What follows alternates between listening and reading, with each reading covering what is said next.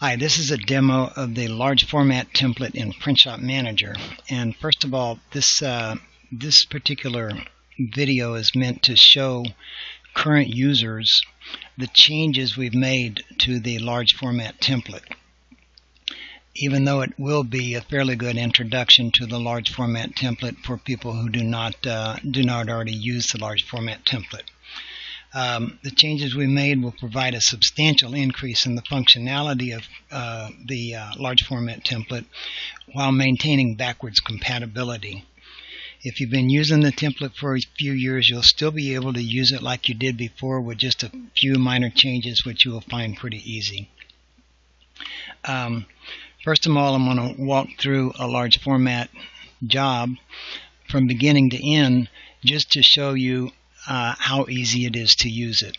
And first thing I do is click the large format template launch button, which brings up the large format template. Now you notice that it has selected, or it has dropped down the printers that we have in here. And this is because one of the options is set to the startup procedures. So it is in the startup right now. That option can be turned off and it will not set you through this sequence. So I'm going to select one of the printers, and then it takes me to the description, and I'm going to type in a large format job for Ace Hardware, and a large format end job. No, let's try just a large format job. Step down to images in. We'll say that they're giving us two images, something that they're going to hang on the wall. Let's say they want it on two different walls. So we're two prints per image. The size we're going to select here, we're going to select 40 by 60 because I want to demonstrate something. The next thing it automatically does is say, what type of material are you going to print these images on? We'll select a vinyl clear adhesive back, and that's the type. And now it wants to know, okay, under that type heading, which one of these materials do you want to use? And we'll say this vinyl clear 3 mil. And now it wants to know the size. Now you notice in here it's defaulting to 28. Actually, I'm going to start that over again because I want you to see this. I'll pick printer 2 and I'll say large format for Ace, and 2 and 2, and we'll pick this size right here. The reason I did that is because the stock width starts out at 20 inches. We've just selected a printed size that cannot be printed on that stock, but it didn't give us a message saying that, hey, you can't do that. So what I want to show you is it's in the startup sequence, and when we come out of the startup sequence, it will check that for us. But right now we'll go ahead and check this, and we have the option here of 30 or 54 inches. Now the 30 inch, it won't print on that, but it will print on the 54. So we'll go ahead and select the 30, and you'll see it brings up a message that says you can't do that. And you notice this 28.5 inch available stock width, and we're selecting 30. I'll show you where that gets that in just a minute. So I click OK, and I go ahead and select 54 inches. And now we're good to go. We're going to go in here and define that our image size is what we're going to print, but we're going to print it with a little bleed. And we're going to do printer marks on the bleed. So let's say that half inch out from the printer marks, half inch out from the image is where our bleed extends to. We've got printer marks in there. And besides the bleed, we're going to give it another 2/10 of an inch. You notice when I do that, it says the printed area here is now going to be 41.4 by 61.4. And I want you to notice on this particular form, leader length and trailer length. This is how much material is going to take before that printer can actually start laying down ink, and how much material is it going to consume after it's laid down the ink to get it out of the printer. And these are options, or I'm sorry, these are parameters that you give it when you set up this printer. So I'll say continue. So now I have a printed size showing just what I did there. If I look in this particular box right here, you can see that it's going to print the 41.4 on the 52.5 inch side, and I'm going to show you where that 52.5 comes from in just a second, and that my total length that I'm going to be printing is 245.6. But if you look over here, my length is 257.6. That's 12 inches. 12 inches longer. That's the leader and the trailer is what that is. This additional space here. Also, this box right here is checked. It indicates that we're going to have bleed, that we indicated there will be bleed in there. We defined it when we brought open our box here. I'll exit here, show you how this is still in there. Here's what we told it. Here's our leader and trailer. Leader and trailer and the available width come from the printer definitions. And for this printer, large format printer 2, I called it just to have a name. I'm saying we have right margin of 3/4 of an inch and a left margin of 3/4 of an inch. Our leader 6 inches, trailer 6 inches. That's where those parameters come from. This printer requires these margins, and that's all there is, and that ends up here showing here and here. Watch what happens if I select printer 1, available width and the length. Okay, the available width went to a full 54 inches. The available length reduced because we have a leader of 3 inches and a trailer of 3 inches. No right margin, no left margin. Right margin and left margin can be because of guides or something to pull the paper through, or it can be any number of things, but whatever it is, that's where you specify it. Okay, I'm going to go back to printer 2, go ahead and take those characteristics and go ahead and calculate this thing. It tells me right now that my stock price, based on the price that I have specified here, is $131, and my printer price is $195, just based on numbers that I've put in here for this. This has now set up what I'm printing. Once I've done that, once I've got these numbers correct, now I can go down there and say, you know what, I'm going to laminate this also. This button is red, meaning that I have not selected to laminate anything. When I click it, it's going to turn green, and it's going to start me through a startup sequence for this particular piece. I click it, and the first thing it asks me for is, what kind of laminate are you going to use? And I'll say this one, for example. I choose the laminate material. It brings up the pricing form. On this pricing form, there are 4 options for determining the size of the laminate that I'm going to charge for. This defaulted to number 3, and I'll show you why in just a minute. It could default to any of these, depending on how you want to do your pricing. First one, laminate size is the same as the image size times the number of images. And this is the image size right here. In other words, it's saying you've cut out the image and there's no bleed marks, or cut marks, anything. All you're dealing with is the image itself, and now you're going to lay laminate on it.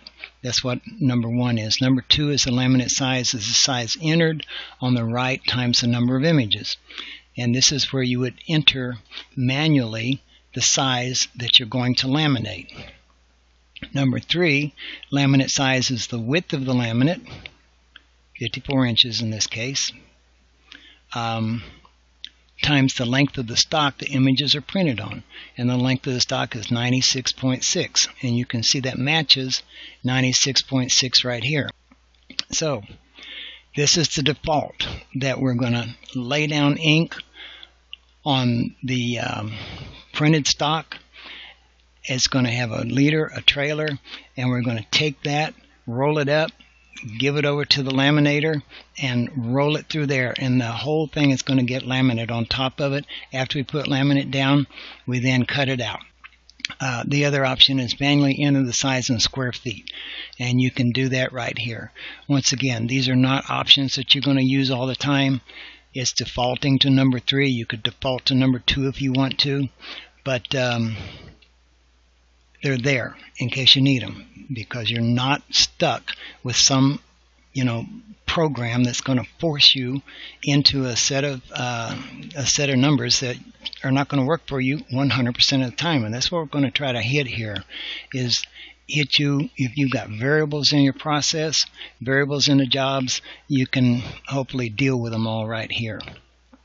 The other thing on here is that we've defined a labor rate for laminating and mounting.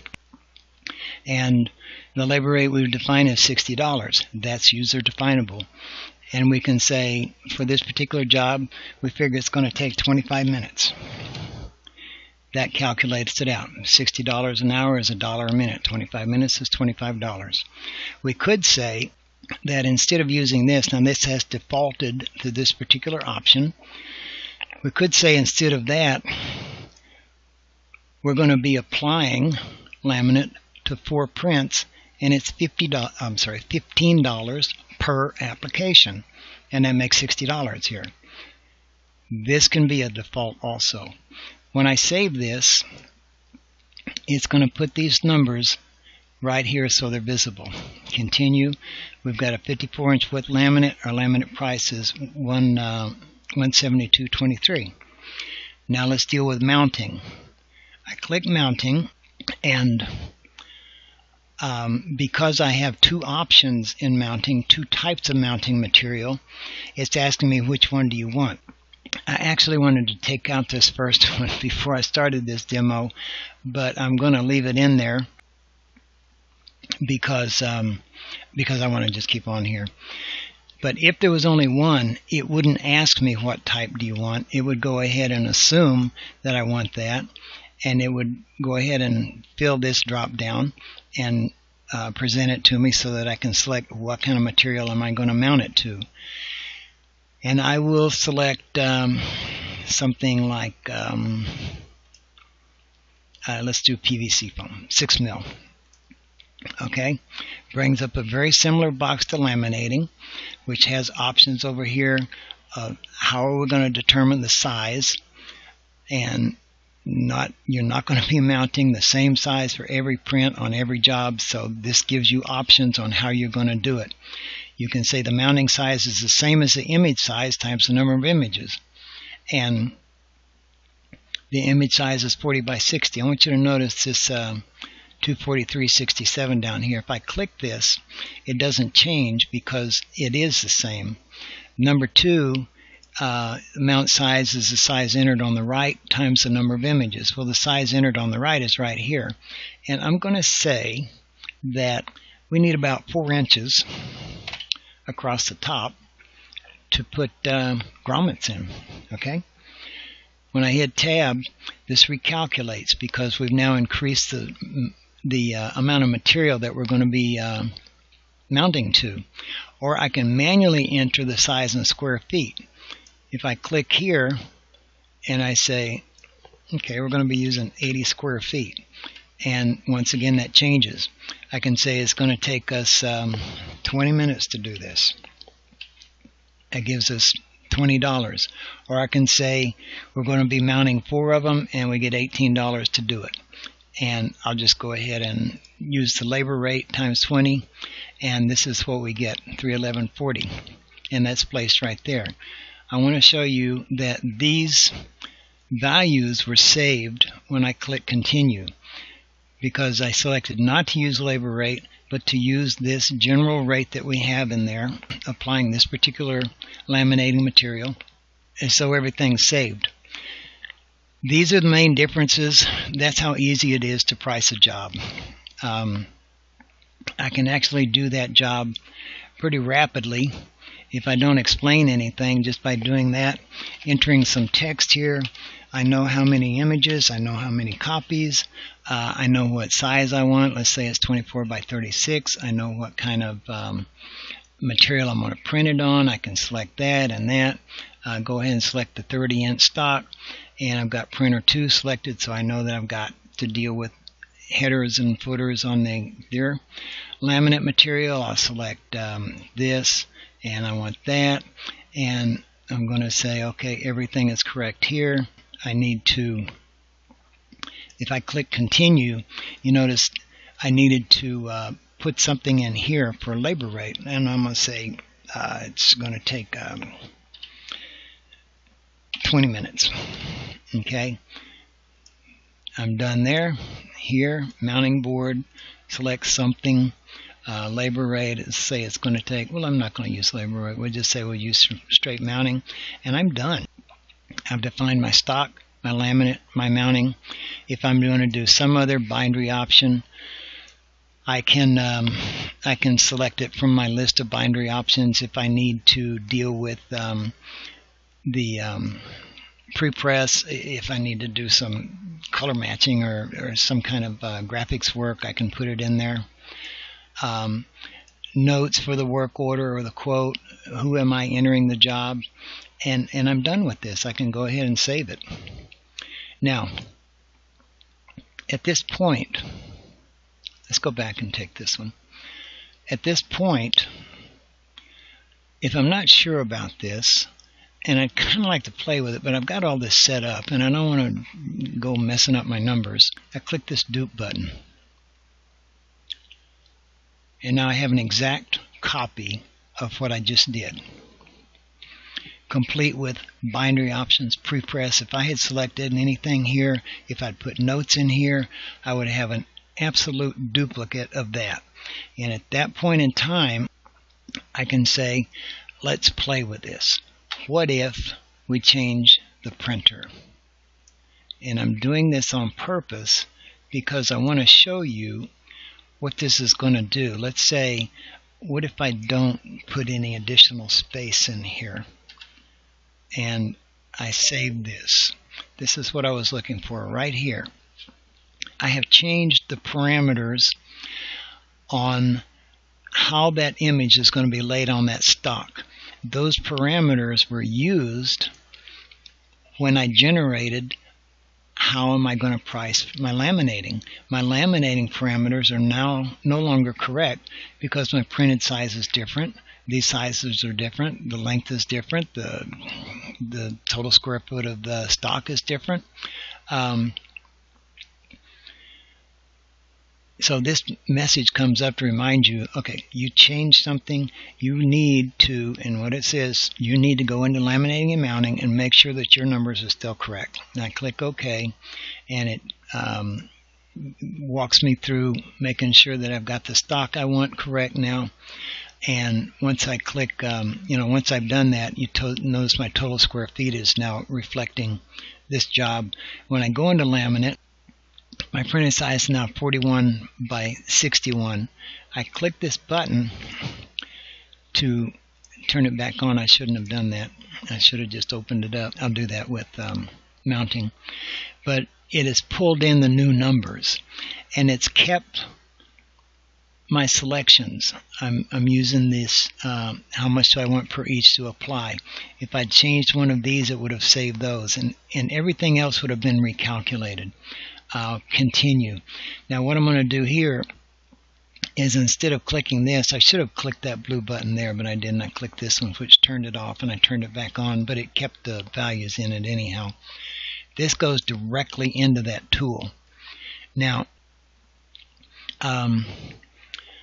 this uses image size, so it doesn't care what you printed. So this is not a good example, but what I wanted to show is when you open these up, after you change this, it will accept the new values in here, and it will recalculate this for you, so that you don't really have to do quite a bit to it.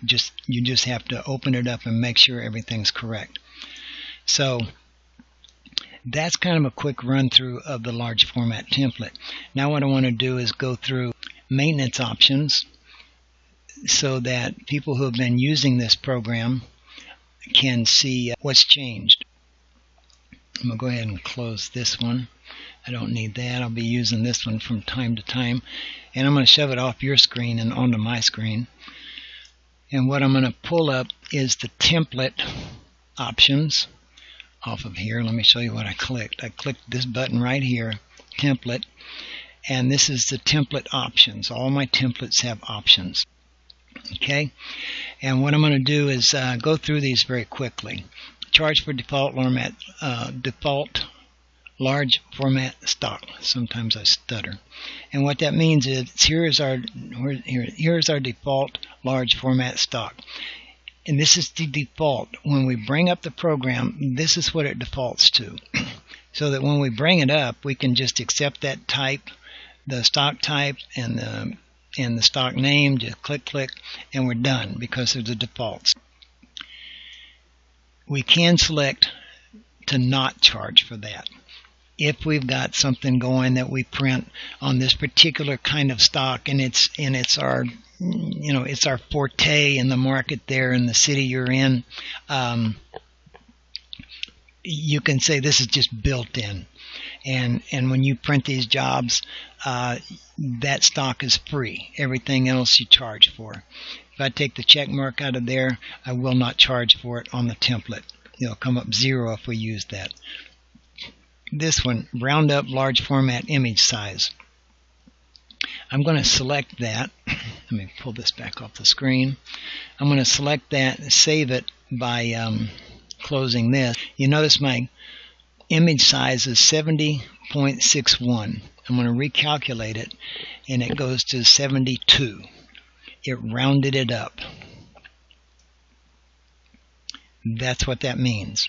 So our stock price, if we charge for stock by the image size and not the stock that we use, you can see that the stock price changes depending on how we do it. And you can set that parameter in the template. And you set that right here. Default to stock size, not image size, to price the stock. And this one defaults to the stock size, not the image size, because it's checked. Let's see. Where are we? Use the startup sequence on the large format template. I'm going to take that check out, close this to save it, close this, open it back up, and you notice it did not start into the sequence. It just drops me right here. What is the description? And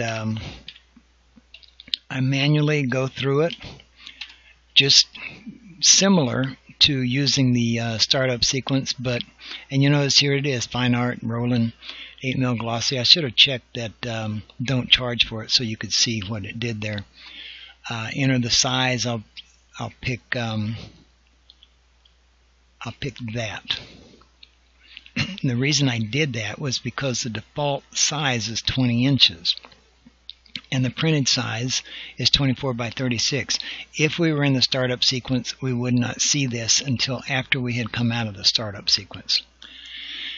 So that's why I did that. What was it that I wanted to show you? Oh, stock price here. I'm going to go ahead and say don't charge for the stock price. Save that, recalculate this, and our stock price is 0. No matter how we charge for it, it's 0. Let me turn that back on and go to the next option, which is default to large format labor rate times hours for pricing. Okay, are we good up here? All right, we're pretty good here. Let's go here, and we have defaulted to labor rate right there. If, let's say, we were doing 4 prints of something, but we wanted to only laminate 2, we could actually put the number 2 right there, and that's what it would take. Let's get back to the options here. Default to large format, we'll leave that there. Here's our labor rate. Here's our defaults. For a laminate, we're going to default to number 3. For mounting, we default to number 2. If we default to number 3 for that one, let's say, and save this, I don't know whether that's going to come up that way or not. No, it didn't. It's a universal like the other, so I have to close this, reopen it, and pick something here, calculate, go into mounting, and something here, and you can see that it manually entered the size in square feet. Well, it's already calculated the size in square feet. No, it hasn't. We have to calculate it. So we'll put 45. I don't know what it should be. We'll just put 45. So price per square foot for the laminate is right here. Okay, I need to show you that if I open this up and go ahead and continue, I've got a price here. If I change my mind and say I don't want any laminating done, if I turn that off by clicking that green button, it turns it off. It says you're not going to use it, and it reduces that price to 0. So by turning it on, it forces us to go through the sequence, and you can see that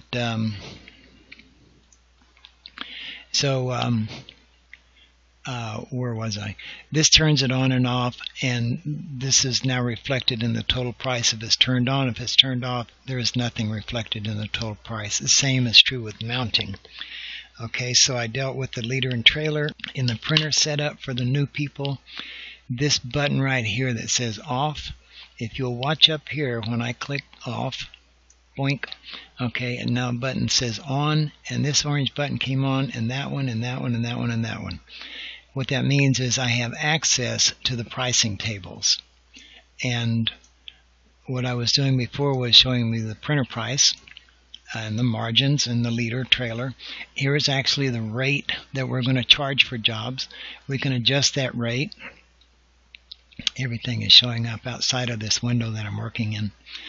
We can adjust that rate. If we want to add 10% to it, we simply say multiply the rate times 1.1, and I'll go ahead and do that. We're starting out at 4.225 there. Okay, so now we've added 10% across the board here. Resolution, this is for people who haven't been using the program before. We can increase our price or decrease our price by increasing or decreasing the resolution on the job. On the job itself, we've got it set at 720 by 1440, which is the first one here. That's the default, and the factor is 1, which means whatever we calculate here, that's going to go in here. If we drop our resolution on the job, we can actually drop the price of the job. We drop it down to here, and we know that we can print that about twice as fast. And we drop the price of the job by 20% by multiplying whatever's calculated times 0.8, and we can give a little better deal if somebody doesn't need a high resolution print job. Those resolutions that are shown here are available here. So you see our resolution here is 720 by 1440. We'll click recalc, and our printer price is 2045. Let me change the stock width to 30 inches so you don't get those messages anymore. And you see our printer price is 2045. So if we reduce our printer price by, what was it, 20%, we should drop down about, what, $16? Okay, $16.36. So you can see how that affects the printer price. Even though we can print it twice as fast, we give them a little bit of break on the price, and it's a win-win for us. Let's see, let's go back in here. So we've dealt with these. The maximum image width and stock size are defined for the printer. If we exceed these, it'll just throw a message up at us and tell us that we've done that. Let's see, walk through space, page requirements. Okay, got that. Adding space results in the printer area being larger than the image size. Notice its field leader and trailer length. Okay, the last thing I want to do is show you how this stock got in here, and this is for people who are already using the program because you don't have this defined yet, but it's easy to do. You'll just go to Maintenance, Change Pricing Tables, Large Format Prices. So this option here is changed. Now it says paper prices, laminate prices, and mounting prices. If I select paper prices, pull this in, and this is what you're accustomed to seeing. These are your paper prices. If we select some type, fine art, let's say we're now filtering all of our paper types by the type. I'm sorry, we're filtering all of our paper names by the paper type. If I double click on this, it brings up our definition for this particular stock, 8 mil glossy paper. If I click on costs, I see this is how much this is how much this paper costs me in the various widths, and this is how much I'm going to charge for it. There's my cost, and I mark it up 4 times, and that's what I'm charging for it. Close this. Here's where I define the type. Here's my vendor. Close this. What I'm really wanting to show you is adding laminate and mounting, because you don't have those yet. We click on laminate prices. When you bring this up, if you've been using the large format template, this will be empty. Now let me reiterate at this point. You don't have to use these. You don't have to add anything here. You can continue to use it the way you've been using it. If you don't need these, you don't have to deal with them at all. I just want to make that clear. But if you look at this and you say, wow, that's going to help tremendously, then here's how you get into it. This will have nothing in it. Laminate material. You'll click Add Stock. You will add something, and let's say we're going to add LF lam stock number 12, whatever that is. And we click Continue. Now, you're accustomed to this. Select the name of existing stock that we can use to set the relationships with. For people who have not used the Print Shop Manager program, everything, well, almost everything in here is built on relations. How does this stock relate to the printer? How does it relate to a press? How does it relate to your cutter, to your hole punch? How does it relate to all your options so that you can accurately price what you're doing against the stock you're using? Now, back to this. When you give it a new name, if there's nothing in here, then you don't have anything to relate it to. This will not show up if you're adding your first piece of laminate. If you're adding your second piece, this is going to show up, and you say, well, it's related to that because the relations have been set for the first one, and you may have gone in and changed them. Now, in this case, the relations are actually the setup and the amount you're going to charge and the costs. Those are the relations for laminate stock. And if your cost is the same, the sizes are the same, these are the same, special order, the type of stock is the same, if all of that's the same, then you're done. You put the name in, you told it to be just like this other one, and bam, it is, and you're done. If, on the other hand, your cost is a little different, then you can go in here and just change them one at a time for the various sizes. If you don't use one of these sizes, you highlight it, hit the delete key, and make it go away. Change values in a column, you already know how to do that, what that means. Let's close this, and let's go to mounting. Change prices, large format, mounting prices. Pull this over, add a stock. And we're going to add new mounting material and we click continue, and you notice it did not ask for any relational. It didn't ask what is it like, and it's because there's only one cost for this. Whatever your mounting material is, you buy it in 4x8 or you buy it in 4x4 or whatever you buy it in. It doesn't matter, because you're going to use that side and you're going to cut your material out of it. So your price is going to be what you pay for it. We're going to mark it up 4 here, and it costs us I don't know, $2.50 a square foot or something like that. It's some really good material. So that's what goes in there. So it's just slightly different for the mounting. And once again, if you you should add this to one of your stock types. Yes, I should. Okay, so let's add it to mounting board, and there. So we've got that in place, and that's all it's going to take to get your mounting and laminate material in. You just add it in right here, and those pieces will come up. So hopefully this is going to be very helpful for those who have been using the large format template. And if you have questions or suggestions, as always, please give me a call, because this program is for you, it's not for me, and I want it to work out there. So you guys have a great year, and I'll be sending out this update soon. Thank you very much. Bye.